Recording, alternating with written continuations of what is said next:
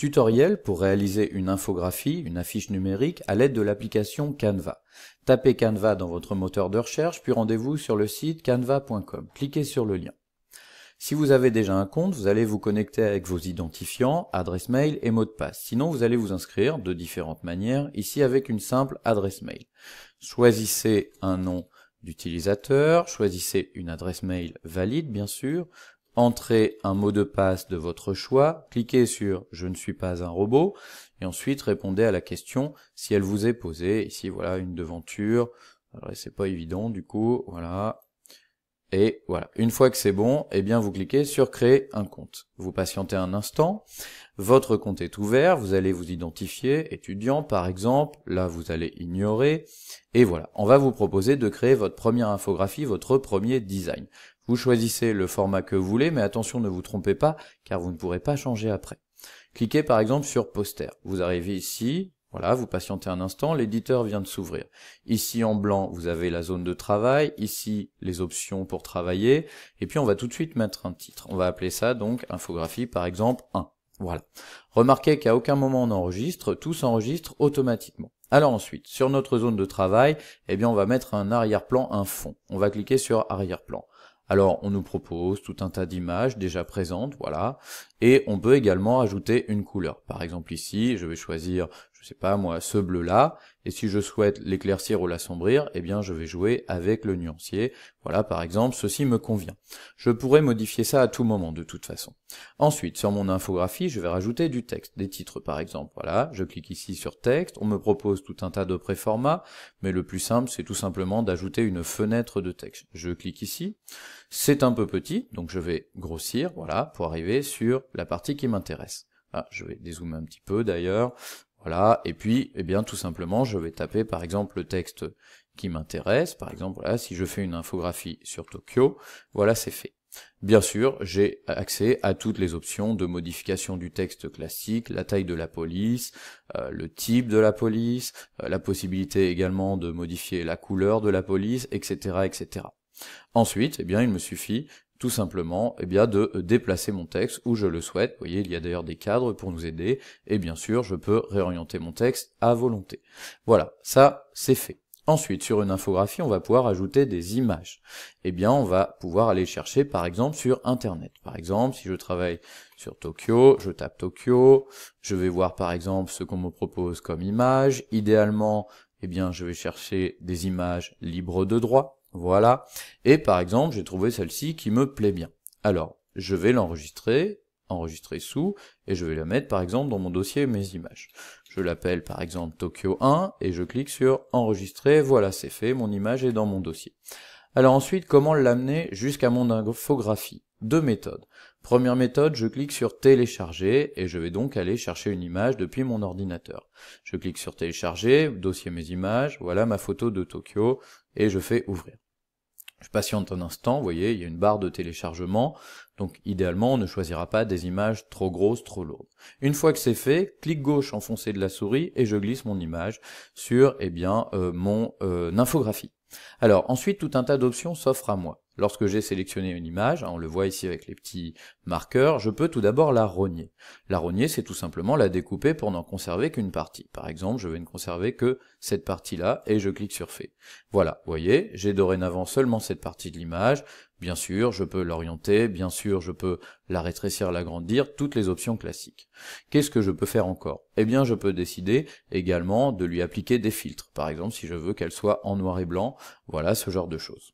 Autre méthode pour mettre une image sur votre infographie, simplement faire un glisser-déposer. Donc vous allez dans votre dossier mes images, vous avez votre dossier avec toutes vos images, vous faites un clic gauche enfoncé et vous glissez, et vous patientez, et vous voyez de la même manière votre image s'insère sur votre infographie. Alors, autre option qu'on peut avoir sur une image, la possibilité, de la mettre un peu plus en transparence, vous voyez, si on le souhaite. Également la possibilité d'organiser les images. Normalement, on ne fait pas de superposition, mais ici, il y en a une, et par exemple, voilà, cette image-là, qui est devant, je vais décider de la passer derrière. Comment faire? C'est tout bête, je clique sur position, et je la mets en arrière-plan. Bien sûr, je peux changer ça à tout moment. Remarquez que vous avez également des options de positionnement dans votre infographie, par exemple, si vous souhaitez la centrer. Voilà, ça c'est fait. Alors, ensuite, si vous voulez supprimer un élément, ben, c'est tout bête, hein, il vous suffit de le sélectionner, voilà. Attendez, je vais refermer ça, de le sélectionner, et vous avez ici la petite poubelle pour donc l'effacer. Ensuite, vous pouvez également avoir envie d'ajouter un graphique avec des données chiffrées sur votre infographie. Eh bien c'est possible, vous allez dans Éléments, voilà, alors ici on va vous proposer tout un tas de choses, et vous avez graphique. Vous cliquez ici sur tout, on vous propose tout un tas de graphiques. Tiens, par exemple, je vais choisir celui-là. Je clique, mon graphique est ici, bien sûr je peux également le réduire, et ensuite évidemment l'intérêt c'est de pouvoir le modifier. Alors je peux modifier les différentes couleurs qui le composent ici, hein, en choisissant d'autres, et puis surtout, plus intéressant, je vais pouvoir indiquer ce qu'il y a sur mon graphique. Par exemple, si je travaille sur Tokyo et que j'ai différentes données sur plusieurs quartiers, ben voilà, par exemple, voilà, quartier 1, quartier 2, quartier 3, et puis imaginons derrière que j'ai un pourcentage, 10%, 30% de je ne sais quoi, ça ensuite, ça dépend des données que l'on a, ici on va mettre, voilà, du coup 60, et puis ça on n'en a pas besoin, mais on va tout simplement supprimer les données qui vont donc s'effacer. Voilà. Voilà donc mon graphique, vous voyez, il est là, avec toutes les données. Alors, bien sûr, je peux zoomer dessus pour voir un petit peu à quoi il ressemble, et puis si je trouve que les écritures sont un peu petites, peu lisibles, je vais tout simplement augmenter la taille de la police de caractère. Voilà. De sorte que, ensuite, eh bien, voilà, j'ai un graphique qui est bien lisible à l'écran. Voilà, que je peux déplacer où je veux, bien sûr. Voilà, donc là on a tout un tas de choses. Ensuite, dans éléments, tant qu'on y est, eh bien on va voir qu'on peut ajouter différentes choses. Par exemple, on peut décider d'ajouter des formes. Donc on clique sur forme, voilà. Alors vous voyez, parfois il y a indiqué gratuit et parfois vous tomberez sur des éléments payants. Si vous insérez des éléments gratuits, pas de problème, hein, vous pouvez librement faire ce que vous voulez, puisque par nature, ils sont gratuits, vous voyez, que ce soit des flèches, des triangles, ou je ne sais quoi, il y a tout un tas de choses, ici on a par exemple des lignes, voilà, si on veut faire des séparations, pas de problème.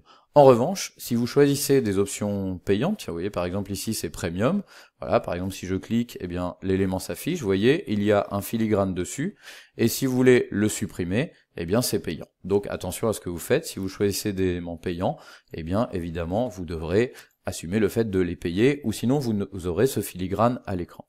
Voilà, donc ça c'est fait, et ensuite une fois qu'on a fini notre infographie, eh bien quoi faire?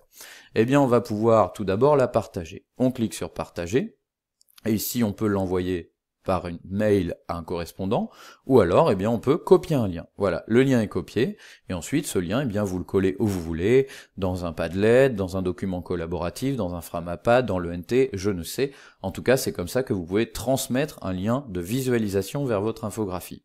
Vous avez également la possibilité de télécharger, eh bien, gratuitement votre infographie. Ici, par exemple, voilà, je vais la télécharger en format image. Je clique ici sur télécharger. Je patiente un petit instant, le temps que le téléchargement se fasse. Voilà, on m'indique que j'ai aussi un service d'impression. Et vous voyez, ici, eh bien, j'ai mon infographie en format image dans mon ordinateur et je peux en faire ensuite ce que je veux.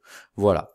Donc, voilà comment ça fonctionne. Si on veut sortir, eh bien, pas besoin d'enregistrer, on clique sur Accueil, et on arrive ici, eh bien, dans notre tableau de bord. Quand on va dans tous vos designs, eh bien, vous voyez, l'infographie, elle est ici, et on peut la modifier à tout moment. Il suffit de cliquer, eh bien, dessus, et de cliquer sur Modifier pour la réouvrir, et la retravailler.